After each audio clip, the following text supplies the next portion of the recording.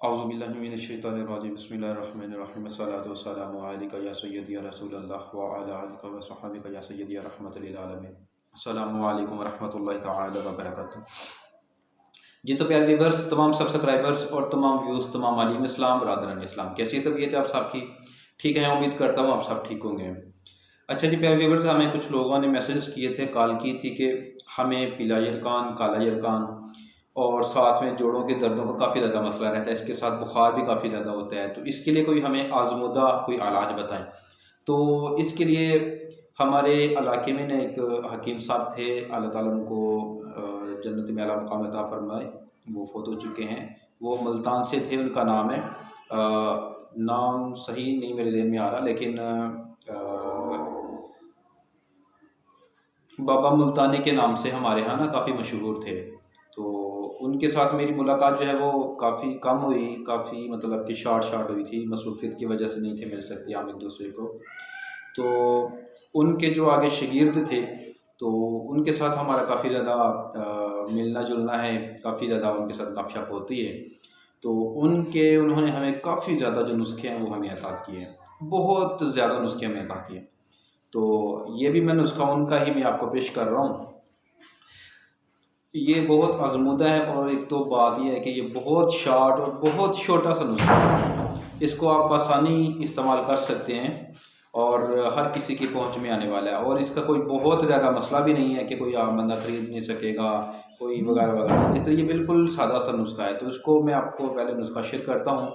नुस्खा है मसूर, सुरंजन श्री और रसूंत।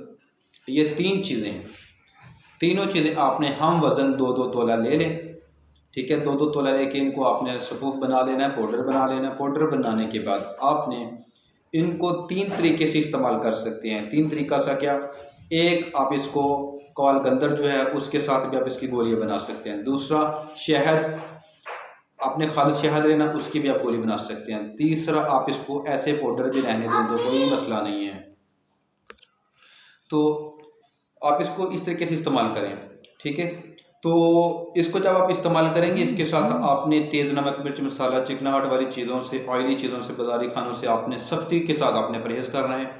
तो इसके साथ अक्सर इलाकों में पौधा होता है अरेंड, अरेंड का पौधा होता है, सब जानते हो कि मैं इंशाल्लाह कोशिश करूँगा कि उसकी जो तस्वीर है, पिक है जो है, वो मैं साथ लगा दूँ, ठीक है।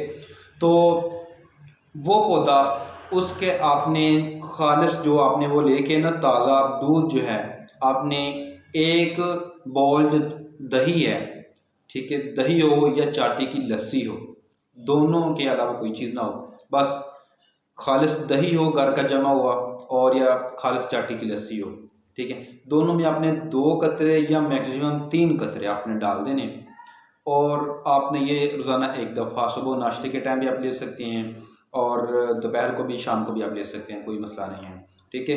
और जब आप वो जो पहले मैंने आपको पाउडर बताया है, सफ़ूफ मेडिसिन बताई है, वो आपने अगर इसको आप कैप्सूल भर लेंगे तो बेहतर है। 500 मिलीग्राम के आपने कैप्सूल भर लेने में, उसमें ये होगा कि आपकी जो खुराक है वो एक जैसी ही आप सुबह और शाम इस्तेमाल करेंगे। इस तरह अगर आप ऐसे ही सफ़ूफ के साथ इस्तेमाल करेंगे तो फिर आपको कमी पेशी थोड़ी बहुत आ जाएगी, किसी बार ज़्यादा होगी, किसी बार कम होगी।